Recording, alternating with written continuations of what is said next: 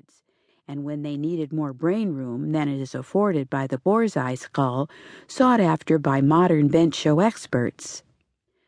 Wherefore, Lass had no hope whatever of winning laurels in the show ring or of attracting a high price from some rich fancier. She was tabulated from babyhood as a second. In other words, as a faulty specimen in a litter that should have been faultless.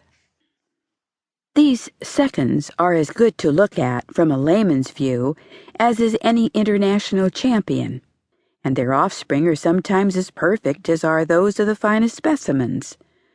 But, lacking the arbitrary points demanded by show judges, the seconds are condemned to obscurity and to sell as pets. If Lass had been a male dog, her beauty and sense and lovableness would have found a ready purchaser for her. For 9 pet collies out of 10 are seconds, and splendid pets they make for the most part. But Lass, at the very start, had committed the unforgivable sin of being born a female. Therefore, no pet seeker wanted to buy her. Even when she was offered for sale at half the sum asked for her less handsome brothers, no one wanted her. A mare, or the female of nearly any species except the canine, brings as high and as ready a price as does the male, but never the female dog. Except for breeding, she is not wanted. This prejudice had its start in Crusader days, some 1,000 years ago. Up to that time, all through the civilized world, a female dog had been more popular as a pet than a male. The Mohammedans, to whom by creed all dogs are unclean, gave their European foes the first hint that a female dog was the lowest thing on earth. The Saracens despised her as the potential mother of future dogs, and they loathed her accordingly. Back to Europe came the Crusaders, bearing only 3 lasting memorials of their contact with the Muslims. One of the 3 was a sneering contempt for all female dogs. There is no other pet as loving, as quick of wit, as loyal, as staunchly brave, and as companionable as the female collie. She has all the male's best traits, and none of his worst. She has more in common, too, with the highest type of woman than has any other animal alive. This with all due respect to womanhood.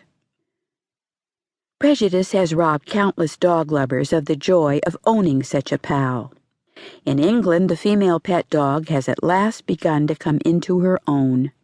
Here, she has not. The loss is ours. And so, back to Lass.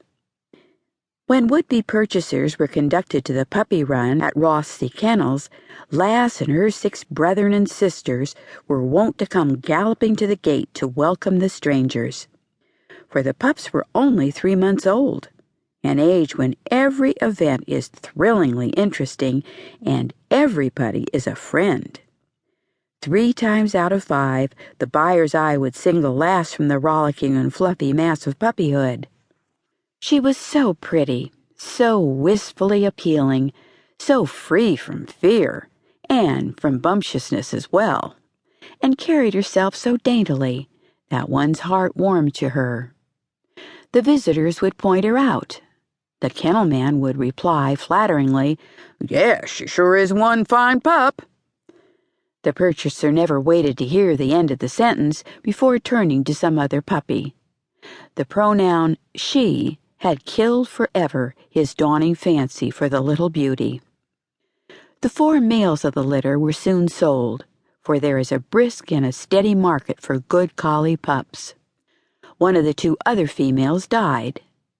Lass's remaining sister began to shape up with show possibilities and was bought by the owner of another kennel. Thus, by the time she was 5 months old, Lass was left alone in the puppy run. She mourned her playmates. It was cold at night, with no other cuddly little fur ball to snuggle down to. It was stupid with no one to help her work off her 5-month spirits in a romp.